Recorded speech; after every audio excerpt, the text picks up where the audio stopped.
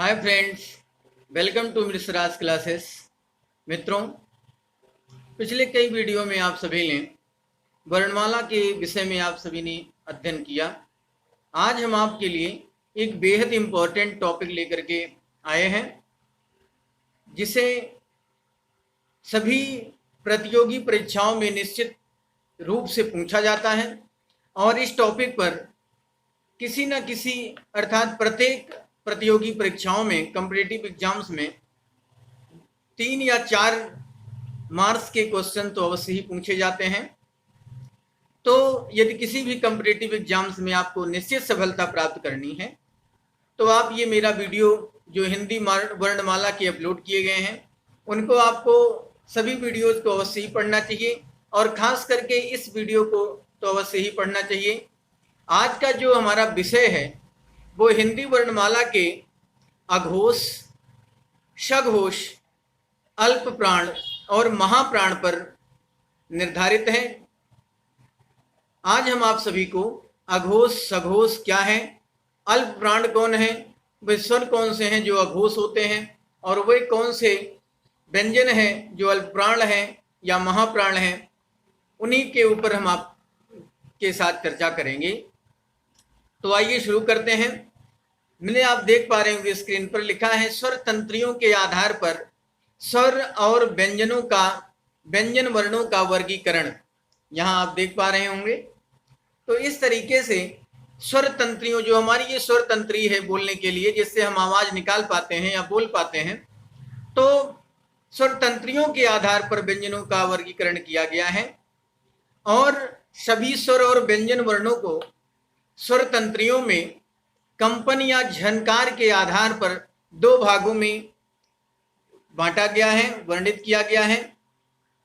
यहां पर आप देख पा रहे होंगे कि जो हमारी स्वर तंत्री होती है वो स्वर तंत्री, उस स्वर तंत्री के आधार पर जब हम बोलते हैं तो हमारे गले में झनकार उत्पन्न होती है, या यूं कहें कि कंपन उत्पन्न होता है, उसे हम स्वर तंत्री कहते हैं, वही स्वर तंत्री है। तो स्वर तंत्रियों के आधार पर व्यंजन वर्णों को और स्वर वर्णों को 2 भागों में बांटा गया है, जिसे कहते हैं सघोष वर्ण और अघोष वर्ण। नंबर 1 सघोष वर्ण आप देख पा रहे होंगे, सघोष वर्ण, और नंबर 2 है अघोष वर्ण। यहाँ पर सघोष वर्ण जो है किसे कहते हैं, तो यहाँ पर मैंने लिख दिया है कि सघोष वर्ण किसे कहते हैं। तो आप देख पा रहे होंगे सघोष वर्ण किसे कहते हैं, मैंने प्रश्न बना दिया। इस तरीके से प्रश्न परीक्षा में पूछे जाते हैं। तो आप यहाँ देख पा रहे होंगे उत्तर में लिखा है सघोष शब्द का अर्थ ही है झनकार। सघोष माने नाद करना। हमने आंसर में आसानी से लिख दिया है आपकी समझ के लिए, और आप अच्छे से बेहतर ढंग से इसे समझ पाएंगे। सघोष का अर्थ है श माने शहीद और घोष माने नाद करना या जोर की आवाज निकालना।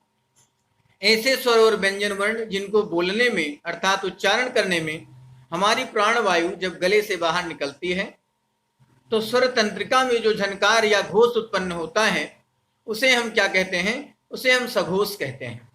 जब हम बोलते हैं तो हमारी जो प्राणवायु बाहर मुख से निकलती है तो अंदर गले में, स्वर तंत्री में जो झनकार या कंपन उत्पन्न होती है तो उसे ही हम घोष, जो घोष उत्पन्न होता है उसे हम सघोष कहते हैं या सघोष वर्ण कहते हैं, सघोष व्यंजन वर्ण कह सकते हैं।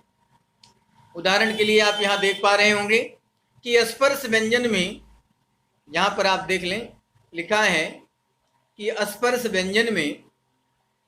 व्यंजन में प्रत्येक वर्ग का तीसरा और चौथा और 5वां व्यंजन अंतस्थ व्यंजन तथा ऊष्म व्यंजन हा तथा सभी स्वर वर्ण सघोष वर्ण हैं। तो यहाँ आप देख पा रहे होंगे स्पर्श व्यंजन हिंदी वर्णमाला में का वर्ग से लेकर के पा वर्ग पर्यंत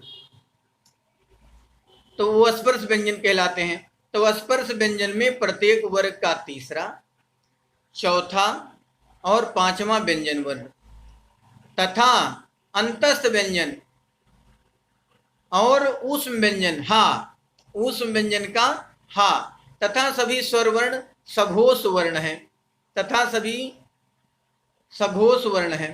कौन से स्वर वर्ण? तो इसमें आप समझ गए होंगे, स्पर्श व्यंजन में नीचे हमने आपको लिख दिया है स्पर्श व्यंजन का तीसरा, चौथा और पांचवा वर्ण, सघोष व्यंजन का तीसरा, चौथा और स्पर्श व्यंजन का तीसरा, चौथा और पांचवा वर्ण। यहां पर आपकी समझ के लिए मैंने लिख दिया है का वर्ग में तीसरा और चौथा और पांचवा वर्ण कौन कौन सा है? ग, घ, अंगा, ये हो गया। चा वर्ग का च, छ, झ, इया, जा, झा, इया। टा वर्ग का ड, ढ, अणा। ता वर्ग का द, ध, न। पा वर्ग का ब, भा, मा। और अंतस्थ व्यंजन, हिंदी वर्णमाला का अंतस्थ व्यंजन, ये या, रा, ला, व। उस व्यंजन का हा, उस व्यंजन में 4 वर्ण हैं, तालव्य, मूर्धन्य सा और दंत सा। तो और हा, तो हा जो है वो किसमें आता है? सघोष में आता है। और सभी स्वर वर्ण आ से लेकर के औ तक सभी सघोष वर्ण जो है वो स्वर वर्ण जो है वो सघोष व्यंजन कहलाते हैं। ये आपका क्लियर हुआ।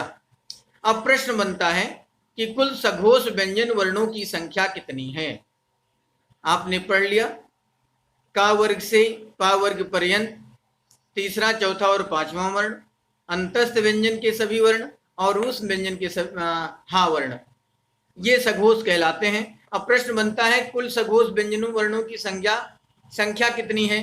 तो ये व्यंजन वर्णों की संख्या पूछ रहा है, कुल सघोष व्यंजन वर्णों की, स्वर वर्ण नहीं। तो कुल सघोष व्यंजन वर्णों की आंसर क्या हुआ? कुल सघोष, उत्तर में लिखा है कुल सघोष व्यंजन वर्णों की संख्या 20 है। अब यदि आपसे ये प्रश्न करे यदि कि कुल सघोष वर्ण कितने हैं, तो सभी स्वर वर्ण जो हैं वो सघोष में आते हैं, तो सभी स्वर सघोष वर्ण कहलाते हैं। आप यहां देख पा रहे होंगे प्रश्न नंबर 3 के उत्तर में मैंने लिखा है कि सभी स्वर सघोष वर्ण कहलाते हैं, इनकी संख्या 11 है। अब नेक्स्ट हमारा प्रश्न बनता है कि अघोष वर्ण किसे कहते हैं? अभी आपने पढ़ा था कि स्वर तंत्रियों के वर्गीकरण के आधार पर हम व्यंजनों को, स्वर और व्यंजन वर्णों को 2 भागों में विभाजित किए हैं, सघोष और अघोष। अब प्रश्न है प्रश्न नंबर 4, अघोष वर्ण किसे कहते हैं?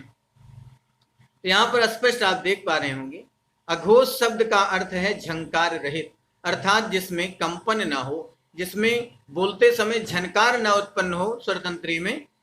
तो यहाँ पर आप देख पा रहे हैं ऐसे व्यंजन वर्ण जिनको बोलने अर्थात उच्चारण करने में प्राणवायु गले से बाहर निकलने पर स्वर तंत्रिका में कंपन या झनकार नहीं होती है, ऐसे व्यंजन अघोष व्यंजन कहलाते हैं।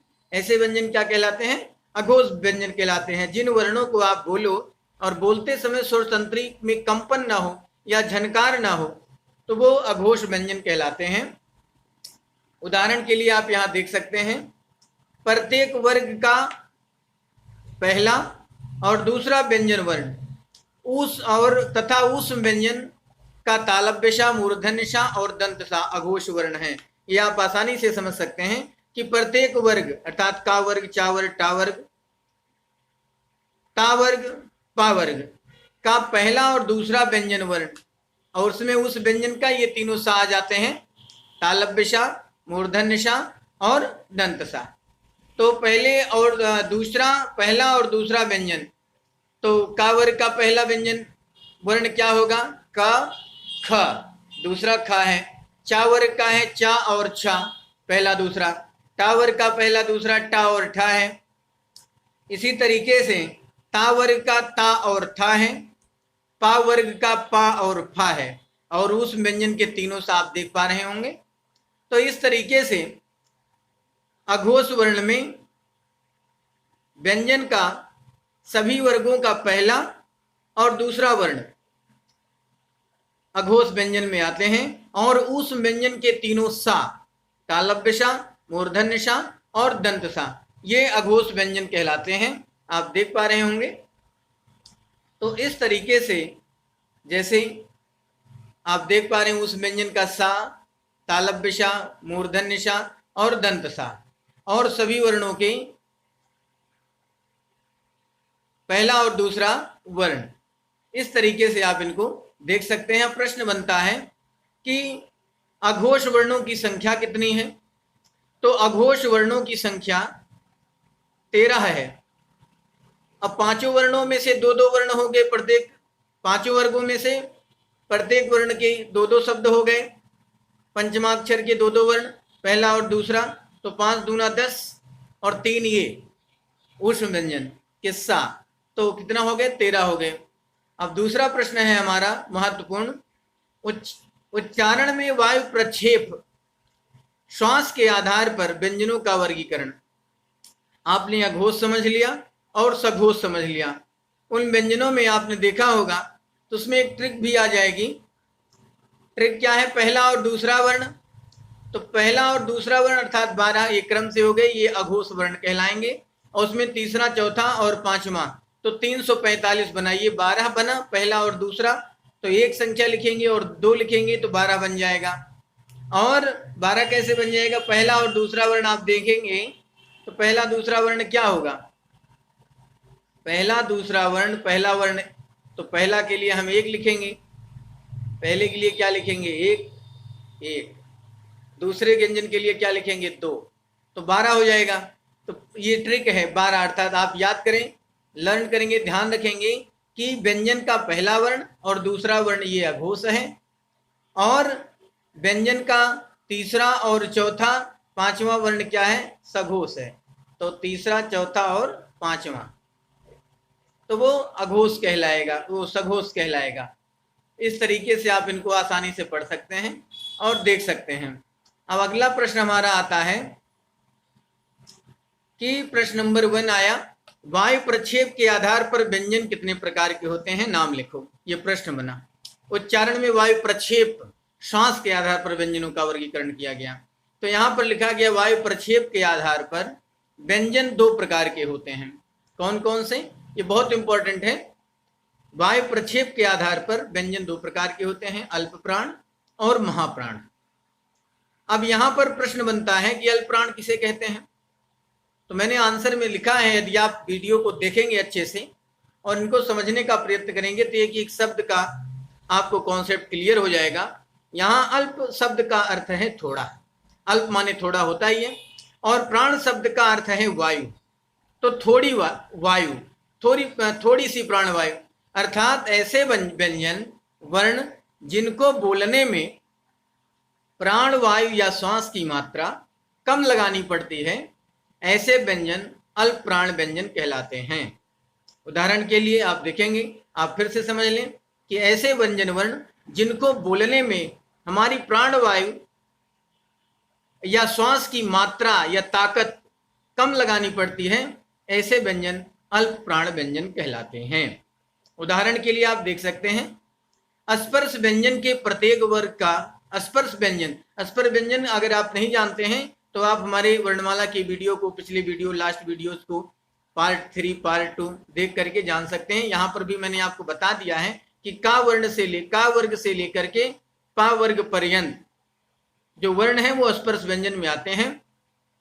तो उदाहरण के लिए मैंने बताया कि अल्प प्राण क्या है? स्पर्श व्यंजन के प्रत्येक वर्ग का पहला और तीसरा और पांचवा व्यंजन ये अल्प प्राण कहलाएंगे। और अंतस्थ व्यंजन में जो वर्ण आते हैं यार अलावा, तो वो क्या कहलाएंगे? वो अल्प प्राण कहलाएंगे।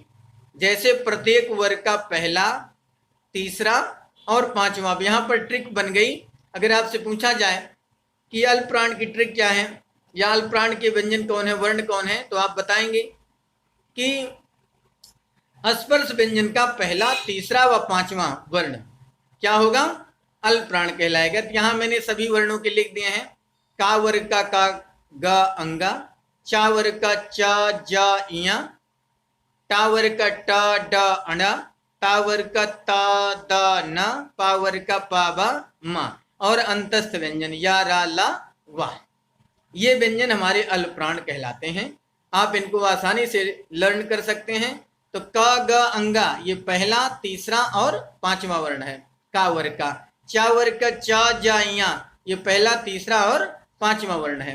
अंतस्थ व्यंजन में या रा ला वा, आप इस तरीके से इनको आसानी से देख सकते हैं, समझ सकते हैं। यहाँ पर प्रश्न बनता है कि अल्प प्राण व्यंजनों की संख्या कितनी है? तो अल्प प्राण व्यंजनों की संख्या 19 है। आप गिन लेंगे, टोटल समझ जाएंगे कि अल्प प्राण व्यंजनों की संख्या कितनी है। अब प्रश्न नंबर 4 आता है कि महाप्राण किसे कहते हैं। तो महाप्राण आंसर में लिखा है ऐसे व्यंजन वर्ण जिनको बोलने अर्थात उच्चारण करने में प्राणवायु का उपयोग अधिक मेहनत के साथ यानी बलपूर्वक बल लगाकर करना पड़ता है, ऐसे व्यंजन महाप्राण व्यंजन कहलाते हैं। अर्थात हमारी स्वर तंत्रिका जो है, जब हम बोलते हैं किसी वर्ण को तो ज्यादा ताकत लगा करके बोलनी पड़े या ज्यादा प्राणवायु का निष्कासन करना पड़े, तो वो ऐसे व्यंजन क्या कहलाते हैं, वो महाप्राण व्यंजन कहलाते हैं। उदाहरण के लिए आप यहाँ देख लें, स्पर्श व्यंजन के प्रत्येक वर्ग का दूसरा और चौथा व्यंजन और सभी ऊष्म व्यंजन प्रत्येक वर्ग का दूसरा और चौथा व्यंजन और सभी ऊष्म व्यंजन क्या कहलाते हैं, क्या कहलाते हैं, ये महाप्राण कहलाते हैं। स्पर्श व्यंजन के प्रत्येक वर्ग का दूसरा और चौथा व्यंजन और सभी ऊष्म व्यंजन क्या कहलाएंगे, महाप्राण कहलाएंगे। यहाँ पर जैसे ट्रिक आप देख सकते हैं, प्रत्येक वर्ग का दूसरा और चौथा व्यंजन, दूसरा और चौथा, तो प्रत्येक वर्ग के स्पर्श व्यंजन का आप ध्यान दें तो का वर्ग का दूसरा, का खा दूसरा खा है, और फिर क्या लिखा है चौथा, तो का खा गा तीसरा हो गया, चौथा घा हो गया, तो का वर्ग का खा और घा, चा वर्ग का छा और झा, टा वर्ग का ठा और डा।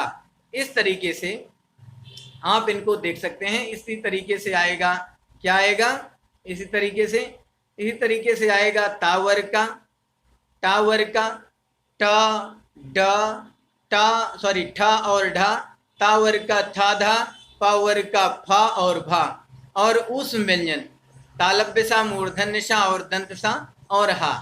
अब ये आप समझ गए होंगे, तो इसकी ट्रिक मैंने आपको बता दी। अब यहाँ पर महाप्राण प्रश्न बनता है कि महाप्राण व्यंजन वर्णों की संख्या कितनी है, तो आप गिन लेंगे। 5 दूना 10 वो हो गए, 10 और 4 ये ऊष्म व्यंजन 4 हैं, तो ये चारों मिला करके 10 और 4 14, तो कुल महाप्राण व्यंजन वर्णों की संख्या कितनी है, 14 है। अब नेक्स्ट प्रश्न हमारा बनता है प्रश्न नंबर 6, सभी स्वर वर्णों को अल्प प्राण या महाप्राण में से क्या कहा जाता है। अभी तो आपने व्यंजन वर्ण पढ़ा, व्यंजन वर्ण में महाप्राण के जितने वर्ण आते हैं वो महाप्राण कहलाते हैं।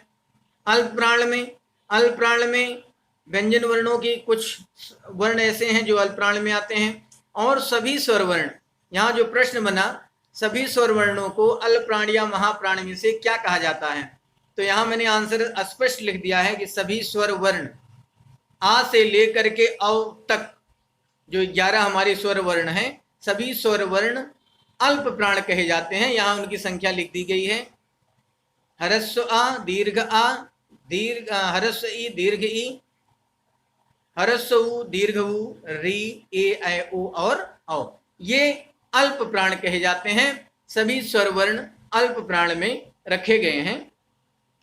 तो इस तरीके से सभी कॉम्पिटिटिव एग्जाम्स में ऐसे क्वेश्चन पूछे जाते हैं। 4 से 5 अंकों के क्वेश्चन अवश्य ही परीक्षा में आ ही जाते हैं, कोई भी कॉम्पिटिटिव एग्जाम्स हो। आज यहाँ पर इस वीडियो में वर्णमाला पर जितने टॉपिक्स थे, मैंने समस्त मुख्य टॉपिकों का वर्णन अपने 5 वीडियोज में कर दिए हैं। आप उनको अच्छी तरीके से देखें, पूरा वीडियो देखें तो बेहतर होगा। आशा करता हूँ कि ये आपके लिए अत्यंत और बहुत लाभकारी होगा। निश्चित सफलता यदि पानी है तो मिसराज वीडियोस वर्णमाला से जो संबंधित हैं उनको आप अवश्य देखें, और निश्चित सफल से 100% गारंटी है कि आपको जरूर मिलेगी, क्योंकि इसमें सारे प्रश्न के आंसर आपको मिल जाएंगे। कोई भी डाउट आपको हो, सारे डाउट आपके क्लियर हो जाएंगे, ये निश्चित है, श्योर है। एक भी प्रश्न मैंने छोड़ा नहीं है, एक भी टॉपिक ऐसा नहीं है जिस पर प्रश्न किए गए हों। तो आपको हमारा चैनल और हमारे चैनल पर जो ये वीडियोस हैं, यदि आपको पसंद आ रहे हों तो आपसे निवेदन कि आप मेरे चैनल को सब्सक्राइब कर लें, वीडियो को लाइक कर दें, बेल आइकन को प्रेस कर दें, और वीडियो को शेयर भी कर दें। Thank you, thanks for watching, bye.